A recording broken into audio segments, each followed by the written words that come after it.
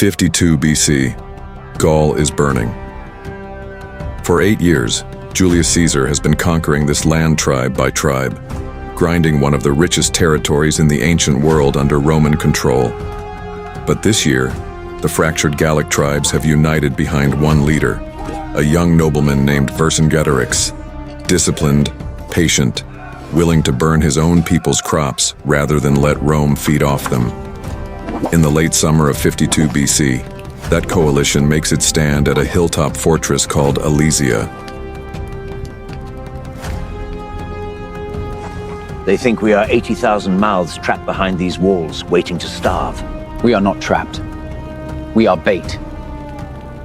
While Caesar wastes his strength surrounding this hill, every free tribe in Gaul is riding to break him from behind. And if the relief force does not come in time, then we hold anyway. Every day we survive here is a day Rome bleeds men it cannot replace. What Caesar builds at Alesia has no precedent in ancient warfare.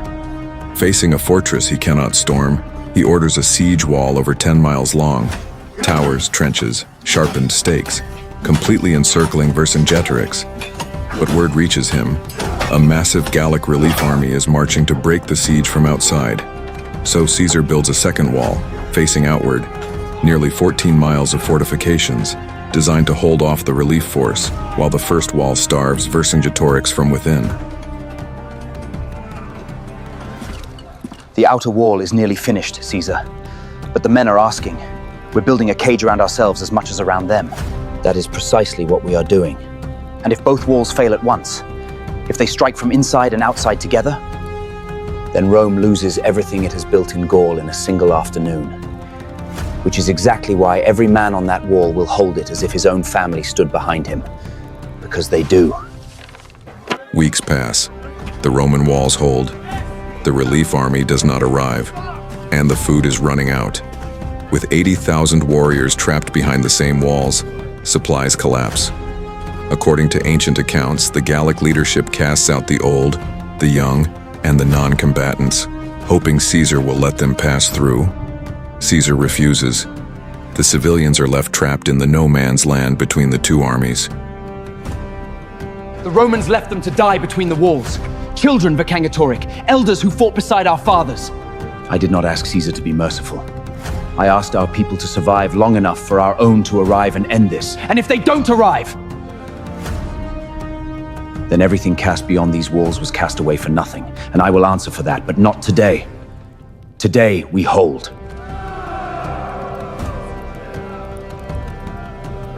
Finally, the massive Gallic relief force arrives, exactly as Vercingetorix had planned. Caesar's 45,000 men are caught precisely where he feared, between two Gallic forces, one starving within, one massive and fresh outside. The assaults come almost immediately, the relief army striking the outer wall, while Vercingetorix's warriors attack the inner wall from within, trying to break out and link up before Rome's exhausted lines collapse on two fronts at once. hold the line! They break through here, they break through everywhere! There's too many of them, sir! We can't hold the northwest section much longer! Then we don't hold it long. We hold it long enough. Then we umvist. Caesar is bringing resolves. All we have to do is not die before they arrive.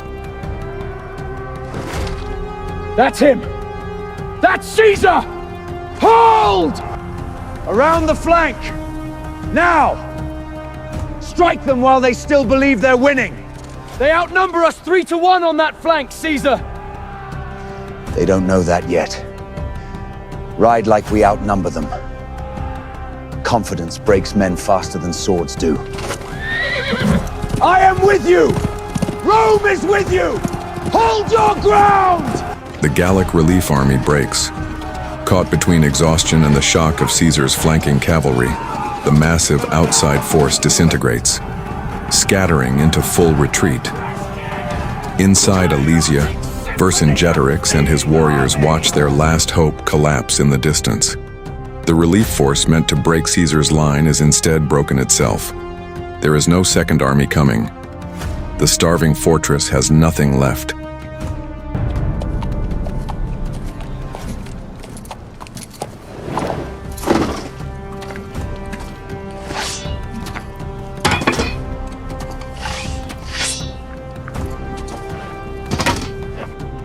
cost Rome more in 8 months than every other enemy I have faced in 8 years combined. Then let that be remembered, whatever else becomes of me.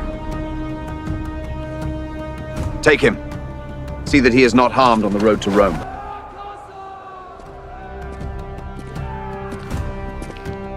It's over, isn't it?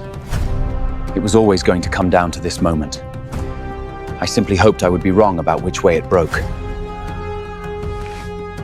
What do we do?